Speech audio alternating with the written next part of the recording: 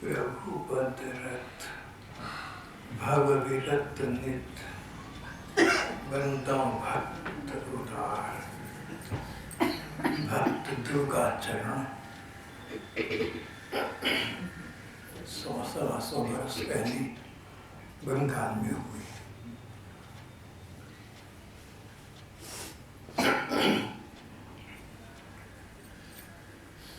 दुर्गा चरण एक छोटी सी बंगाल के एक छोटे से गांव में हुई थी। 8 बरस की थी जब माँ चली गई। बुआ ने पालन पोषण किया।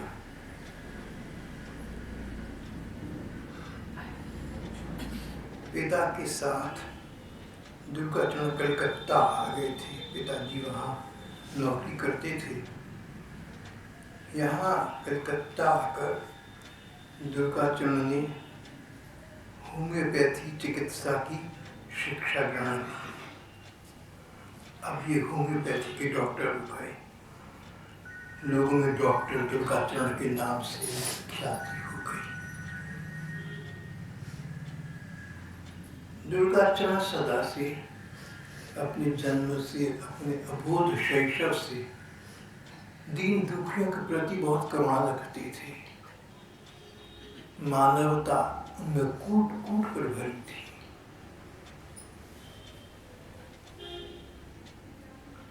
संसार को असारता की दृष्टि से देखते थे। जो आज है वो कल नहीं था और आने वाली कल में कदाचित होगा भी नहीं। वर्तमान को वास्तविकता मानना मानव की बड़ी भूल है। सपने को सत्य समझना। जागा हुआ व्यक्ति तो सपने को सच नहीं समझता, सोया हुआ सपने को सच समझता है। सपने को सच समझने का अर्थ तुम सोए हुए हो। अगर तुम सपना देख रहे हो और तुम्हें लग रहा है कि तुम सच्चाई देख रहे हो, सपना देखकर तुम डर रहे हो या प्रसन्न हो रहे हो, तो जरूर तुम सोए हुए हो। जागा हुआ आदमी अगर दिवा सपना ले, कई बार जागे जागे भी सपने थोड़े से दिखते हैं, तो उनसे वो प्रभावित नहीं होता। दुर्गा चरण संसार को असारता की दृष्टि से देखते थे। सपने की भांति देखते थे। है नहीं है, और जो अब है ये कल नहीं होगा। संसार की धन संपत्ति, मान सम्मान, पद प्रतिष्ठा, इनका स्थायी महत्व नहीं है। थोड़ी देर के लिए ही चमकते हैं, लेकिन देर तक तो नहीं ठहरे रहते। देर तक ठहरने की वस्तु तो भगवान का नाम स्मरण है। संसार के प्रति न राग रखते, न द्वेष रखते, अनुराग रखते थे एकमात्र भगवान से, और भगवान का रूप जीव मात्र में देखते, प्राणी मात्र में देखते। डॉक्टर दुर्गा चरण की ये विशेषता थी कि अपने जीवन में कष्ट आते उनसे घबराते नहीं थे, निराश नहीं होते थे, पर दूसरों के जीवन में कष्ट आए इसको सहन नहीं कर पाती थी। व्यक्ति वही है जो दूसरों के कष्टों से कष्ट पाए। डॉक्टर दुर्गा चरण नाग, इनके स्वभाव में ऐसा था। वैराग्य की दृष्टि से संसार को देखती थी। कई बार तो अकेले श्मशान घाट की ओर चले जाते और वहाँ पर मुर्दों को जलते हुए देखकर संसार की नश्वरता का विचार करते। This is the end of life.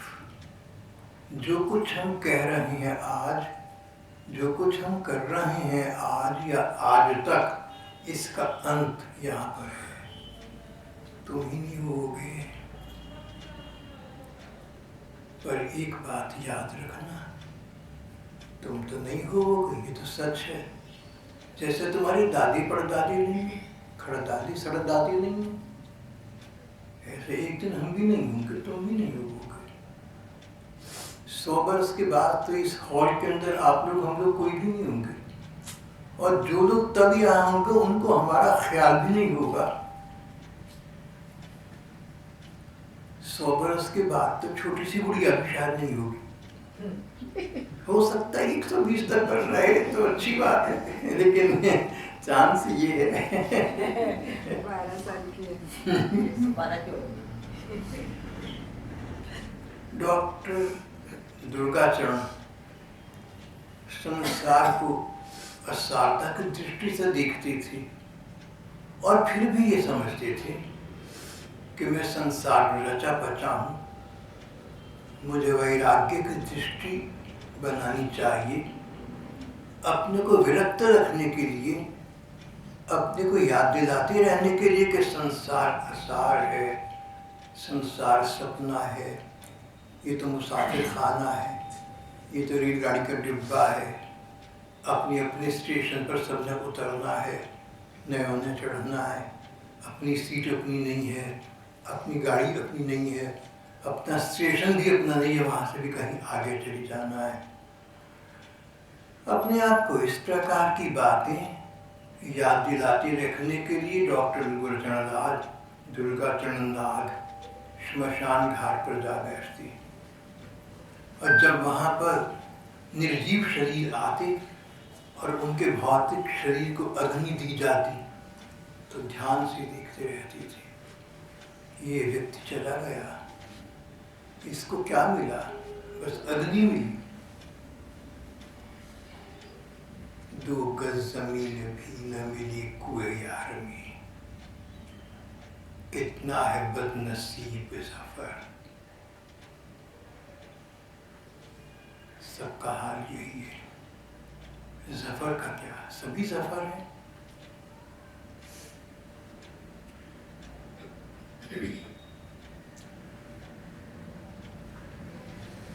तो जहाँ संसार में अपने लिए स्थान नहीं होगा, रूस के बड़े लेखक, रूस के एकमात्र विश्व प्रसिद्ध लेखक लेव टॉल्स्टॉय ने कहा, how much land does a man need? कितनी जरूरत है एक आदमी, कितनी जमीन की जरूरत है? बस घंटे 2 घंटे के लिए 6 फुट जमीन की जरूरत है जिसमें दफनाया जा सके। देखो वो भी ये है कि एक अर्थी जल गई ना तो थोड़ी देर में दूसरी वहीं पर आ जाएगी। वो जगह भी परमानेंट नहीं है, सदा के लिए नहीं तो मिल गई। मैं सोचूं कि जगह मेरी हो गई, 6 घंटे 8 घंटे अगले दिन दूसरी अर्थी वहीं आगे आ जाएगी। ये क्रम संसार का चलता रहेगा। इसमें रोना क्या है? तो वास्तविकता है जीवन की। इससे तो सबक सीखना है, इससे तो शिक्षा ग्रहण करनी है। और शिक्षा ये कि दूसरों के साथ करुणा का, प्रेम का, प्यार और दया का व्यवहार करो। दूसरों के कष्ट में तुम्हें कष्ट मिले, अपने कष्ट को प्रधानता मत दो। अपने कष्ट का अकेले में बैठकर विचार मत करो, अपने विषय में मत सोचो, दूसरों के विषय में सोचो।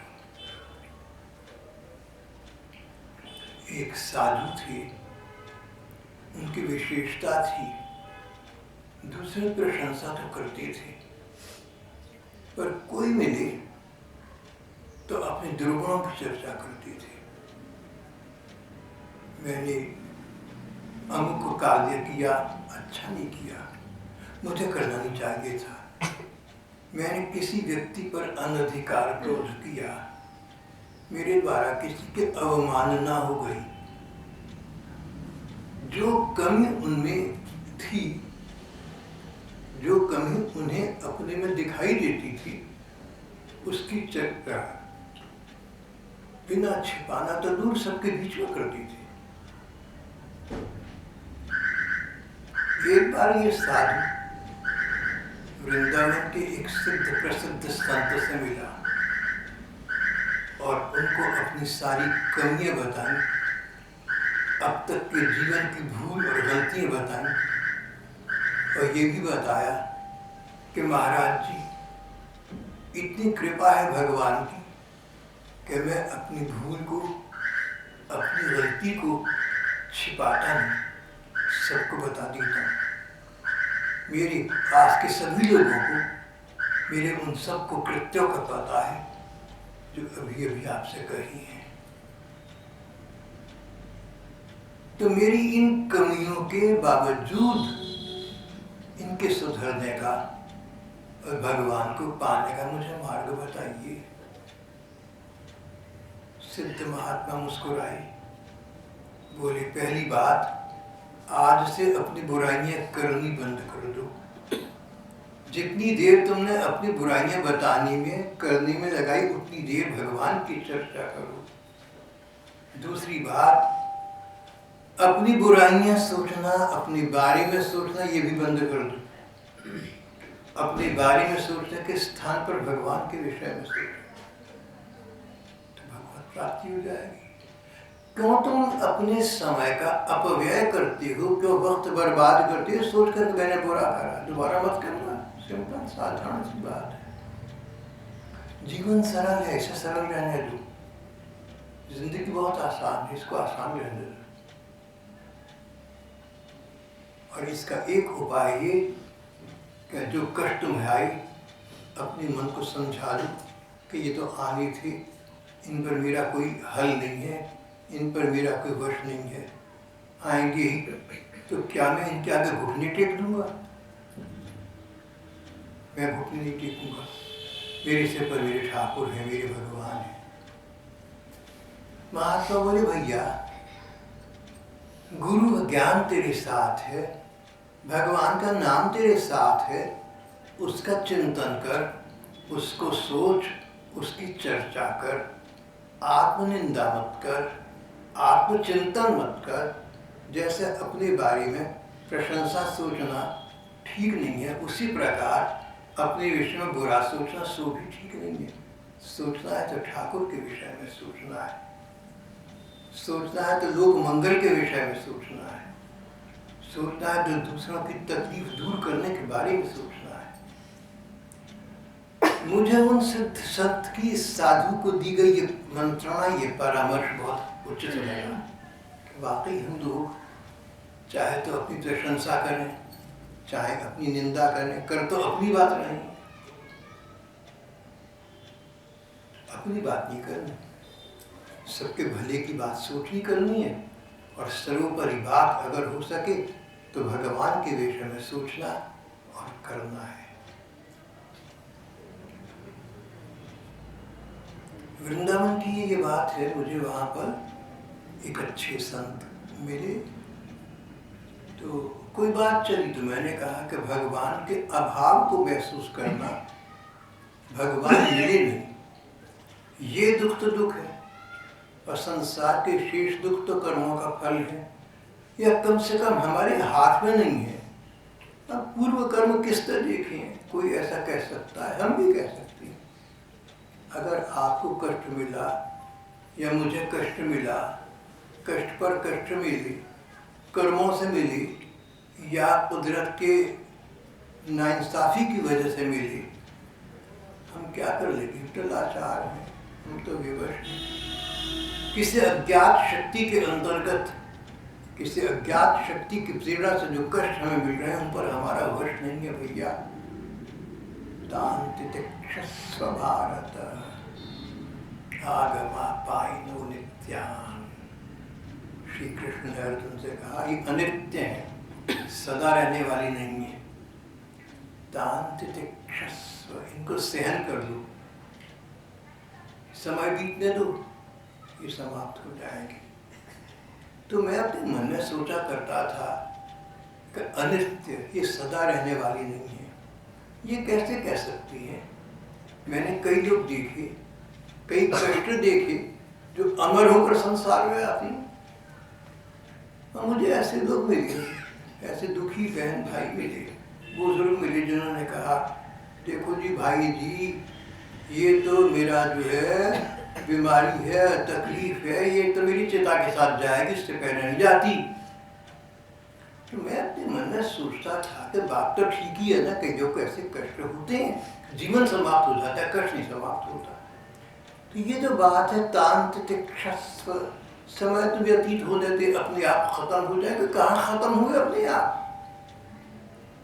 तो जब मैं ऐसा सोचा करता था उन दिनों, अचानक मुझे गीता पर एक व्याख्या किन्हीं महात्मा की पढ़ने को मिली। उसमें इस श्लोक की व्याख्या थी।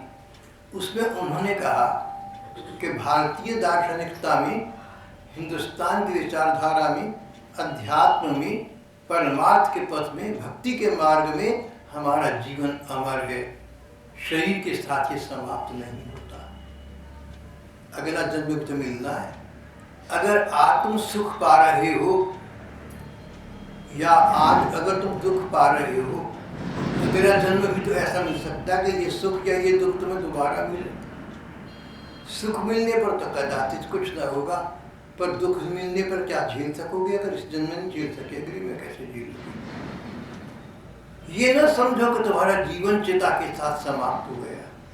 मेरी भाषा जरा शायद खराब हो गई है, तुम्हारी नहीं हमारी कहना चाहिए। हम ये ना सोचें कि हम संसार से चले गए, हमारा जीवन समाप्त हो गया, हम तो जलकर राख हो गए, हमारी तो कब्र खुद गई।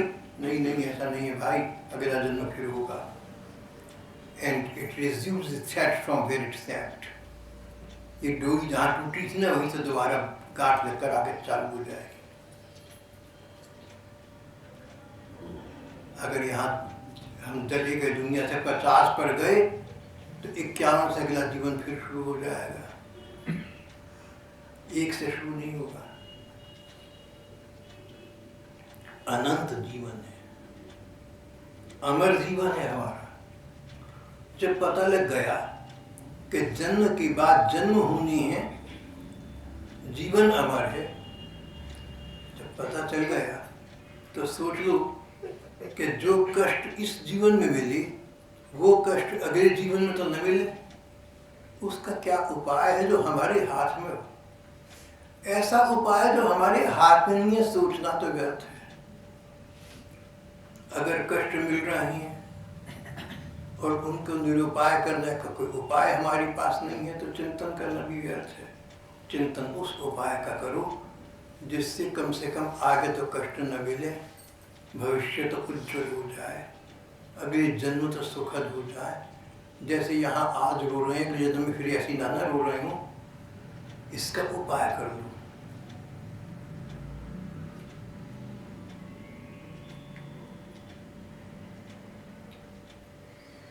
एक बच्चे की चोट लगी, छोटा सा बच्चा था, दूसरे की भी लगी, दूसरा रोने लगा। पहले वाला बच्चा दूसरे बच्चे से बोला, रोना नहीं है। बोला, मेरे चोट लग गई। बोला, चोट तो मेरी भी लगी है।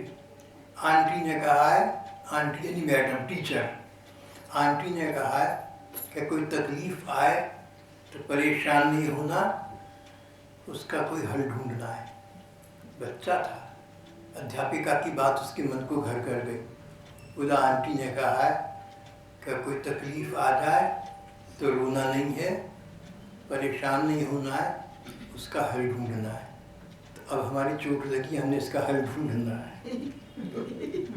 ये चुटकाला मैंने आज से, चुटकाला नहीं, सत्य वृत्तांत मैंने आज से 25-30 बरस पहले पढ़ा था। जीवन में कितना आशा कह नहीं सकता, पर सिद्धांत मेरे जीवन का अभिन्न अंग बन गया। बहुत ठीक लगा मुझे।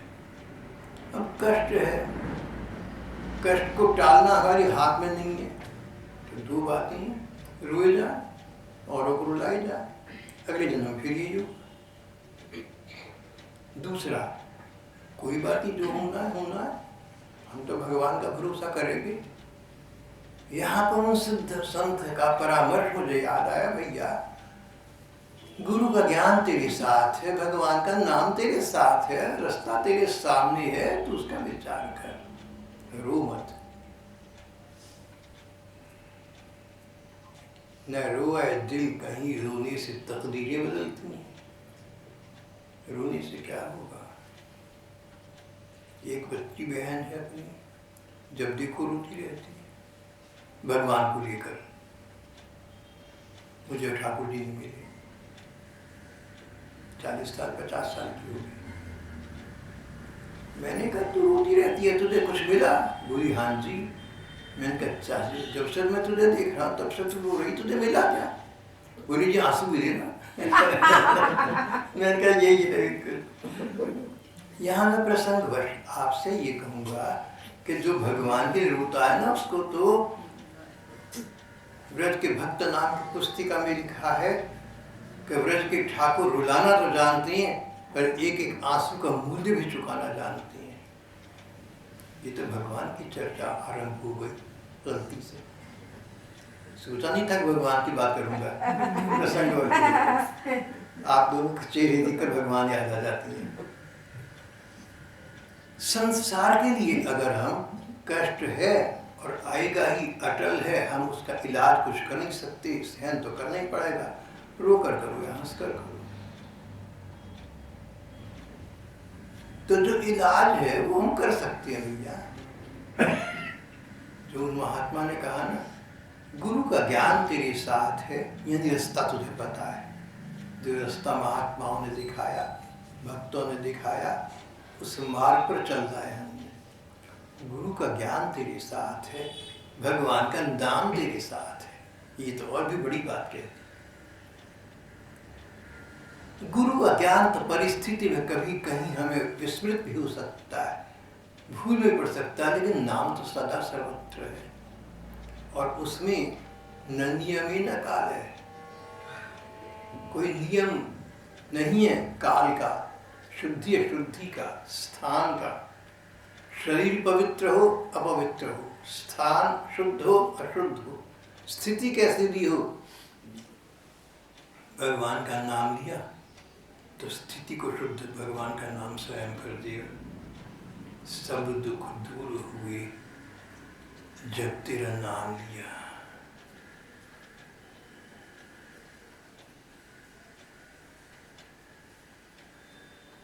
अभी 2-4 दिन पहले सत्संग वार्ता में यहाँ पर एक बात आई थी।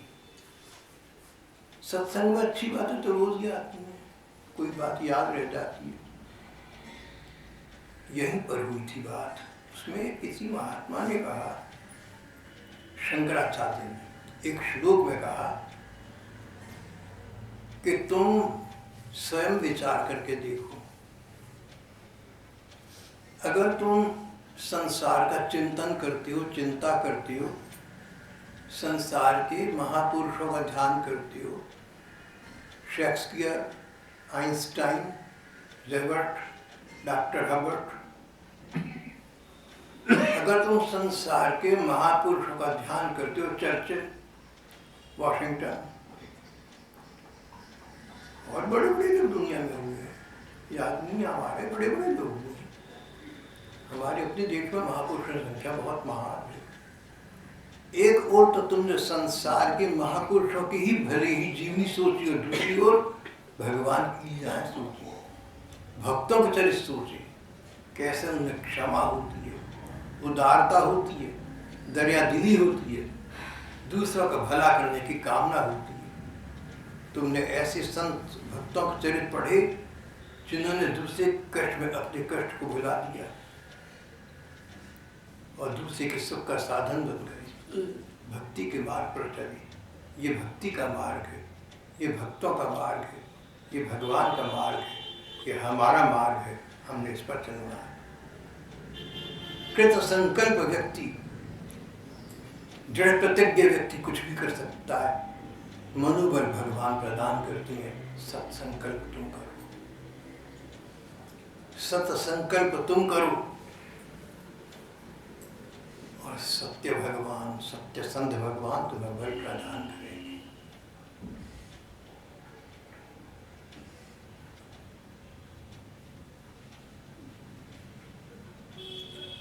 संसार की असारता का डॉक्टर दुर्गाचंद्र विचार करते रहते हैं।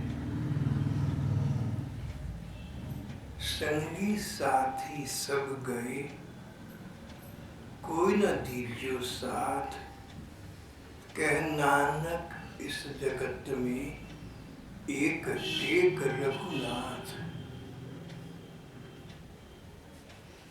रघुवंश के नाथ भगवान राम, संगी साथी सब गए एक दती के साथ। जब तेरा अच्छा वक्त था सब तेरे अपने थे, अब तेरा बुरा वक्त आया कोई भी तेरा अपना नहीं रहा। कह नानक इस जगत में, ऐसी इस दुनिया में एक टेक रघुनाथ। अरे भगवान का स्मरण करना भैया, वो तेरा साथ ही नहीं। तो एक ओर तो हम संसार का विचार करें, दूसरी ओर हम इन करुणा सागर भगवान का विचार करें, तो सोच तेरे मन को कहाँ शांति मिली। भगवान का आंखें नीच कर ध्यान करा, उसमें शांति मिली, या संसार की सोची उसमें शांति मिली। संसार में बड़े बड़े महापुरुष हुए, प्रधानमंत्री हुए, राष्ट्रपति हुए, राजा महाराजा हुए, क्या महाराजा पटियाला का ध्यान कर उसमें शांति मिलेगी? क्या ब्रिटिश एम्पायर की क्वीन एलिजाबेथ और विक्टोरिया की चिंतन करने से शांति मिलेगी? क्या अमेरिका के राष्ट्रपतियों का लिस्ट बनाने से मनीगन से शांति मिलेगी? क्या अपने भारत की, क्या इंदिरा गांधी और जवाहरलाल नेहरू का सोते से शांति मिलेगी? जहाँ शांति मिलेगी भगवान का या भगवान के प्रेमी संतों का विचार करने से मिलेगी। और ये अपने हाथ की बात है, अपने को समझाने की बात है। डॉक्टर दुर्गाचरण ने अपने आप को समझा लिया। संसार असार है, संसार 4 दिन की चांदनी है, इससे सुखी मत हो, इससे दुखी मत हो, इससे प्रभावित मत हो, इसमें प्रवाहित मत हो। जो नित्य वस्तु है उसका चिंतन करो, जो नित्य सत्य है उसका चिंतन करो, नित्य सत्य का चिंतन करो। जो वस्तु तुम्हारी आगे काम आएगी उस वस्तु तत्व का दर्शन करो। जो तत्व वस्तु शरीर न साथ दे तब भी साथ देगी, परलोक में साथ देगी। उसका चिंतन आज करो भैया, कल तुम्हारा वो सहाय होगा। जब संसार सहाय नहीं होगा, अपना शरीर अपना सहाय नहीं होगा, उस समय वो सत्ता साथ देगी। उसका नाम भगवान है और उसकी सत्ता साथ रखने का माध्यम आज उसका नाम लेना है, उसके रूप में ध्यान करना है।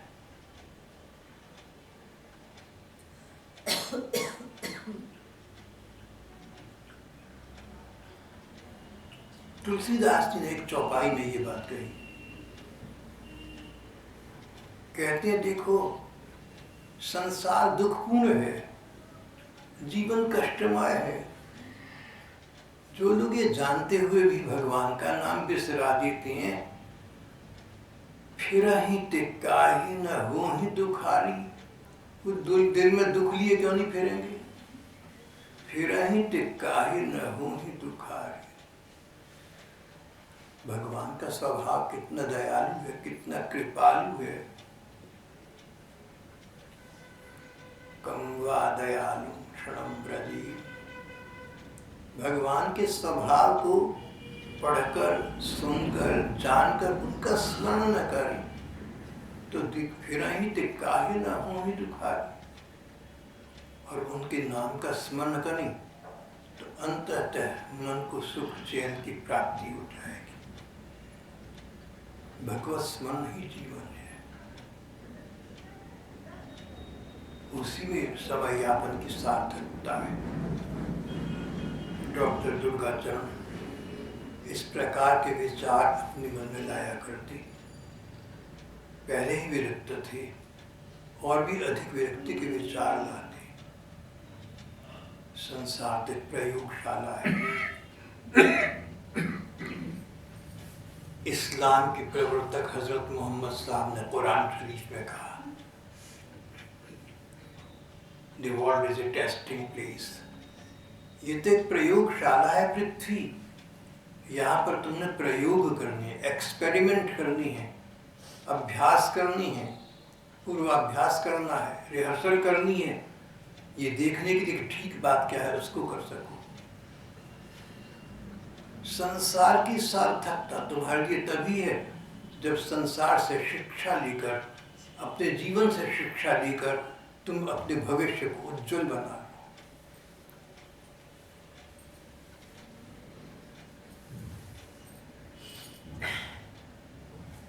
नाम नामकारी बुधा निज सर्वशक्ति तत्ता पिता स्मरण नियमेन काल एतदृशी तव कथा भगवन ममापि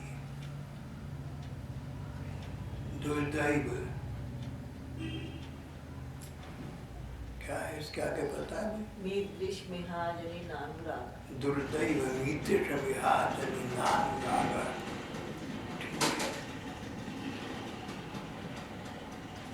एतदृशी तव कृपा भगवन ममापि दुर्दैव मीदृश मिहाजनि नानुराग। भगवान तुम्हारी इतनी कृपा कि तुमने अपना नाम खुला छोड़ रखा, जो चाहे जीवे, अच्छा बुरा, पापी पुण्यात्मा, और उसको चैन मिलेगा, सुकून मिलेगा, शांति मिलेगी, तुम्हारी प्राप्ति हो जाएगी। लेकिन हमारा दुर्भाग्य ने तो मानो अमृत पान किया हुआ। इस प्रकार नामामृत के रहते हम संसार के विषयों का पान करते रहते हैं। भगवान के नाम का अमृत सामने है, उसको छोड़कर हम संसार के विष का पान करते हैं। अपने हाथ में है। वर्तमान नहीं है तो भविष्य तो है, प्राप्ति नहीं है तो प्रयत्न तो है, उद्योग तो है, विवेक तो है। इससे कौन तुम्हें रोक सकता है? तुम्हारे पास पैसा ना हो, तुम्हारे पास पढ़ाई लिखाई ना हो, जमीन जायदाद ना हो, बड़ी बड़ी डिग्री ना हो, तुम्हारी काबिलियत की दुनिया में इज्जत ना हो, ये सब तो हो सकता है। लेकिन इन सब बातों के बावजूद तुम भगवान का नाम ले सकते हो, इससे तुम्हें कौन रोक सकता है? भगवान के रूप का ध्यान कर सकते हो, इससे कौन रोक सकता है? कौन सा ऐसा पुलिस का अधिकारी या सरकार का प्रधानमंत्री है जो तुम्हें भगवान का नाम लेने से रोक सकता है? सब अपने हाथ की बात है। जो असली संपत्ति है वो अपने हाथ में है। संसार के सुख दुख तो आने जाने वाली है। आगमा पाइनो नित्यान, लेकिन जो चरम सुख है, जो परम सुख है, जो परम तत्व है, परम सत्य है, जो वास्तविकता है जीवन की, जिसमें भविष्य का उज्जवल निर्माण है, मनोबल, आत्मबल, दृढ़ प्रतिज्ञ, सत्य संकल्प होना, सब अपने हाथ में है। किसी को दोष न देना, भाग्य को दोष न दो, संसार को दोष न दो, हालात को दोष न दो। अपना सोचो भैया कि तुम्हारा भला किस बात में है? तुम्हारा भला है आत्मचिंतन, परमात्म चिंतन, भगवान के रूप का ध्यान। सो न भी हो सके लीलाओं का चिंतन, सो भी न हो सके तो उनके नाम का जप। नाम जप में मन न लगे तो भी तोते तेरे रटना, यंत्रवत लेते रहना, इससे कौन रोक सकता है? सत्य वस्तु यही है, तत्व वस्तु यही है, और इससे तुम्हें कोई रोक नहीं सकता। प्रारब्ध नाम की वस्तु होगी सुख दुख पाने के लिए, लेकिन नाम से तुम्हें प्रारब्ध नहीं रोक सकता। प्रारब्ध के नियामक तो स्वयं भगवान है। उनके नाम मंत्र में जो शक्ति है वो संसार की, विश्व ब्रह्मांड के किसी मंत्र में नहीं। भगवान के नाम का जप करना, रूप का ध्यान करना, लीलाओं का चिंतन करना, भक्तों की गाथाओं पर विचार करना, मन को शांति मिलेगी, चैन मिलेगा। अकेली बैठोगी तो उनका विचार आएगा। एक अटल समय आएगा, अंत समय आएगा, उस समय ये विचार साथ देंगे। और परलोक नाम का कोई वस्तु है तो वहाँ पर यही तुम्हारा साथ देगा। जीव मात्र के लिए डॉक्टर दुर्गाचरण सोचा करते, जीव मात्र के प्रति दया और भगवान का स्मरण, बस दो ही वस्तुएं जीवन की वास्तविकता है। इनको संजो लो, इनको बटोर लो, इनको इकट्ठा कर लो, इनकी गांठ बांध लो, इनको पल्ले बांध लो, इनके मत छोड़ो। इस प्रकार के विचारों में डॉक्टर दुर्गाचरण सोए खोए रहते थे। शेष प्रसंग जब भगवान चाहेंगे तब होगा।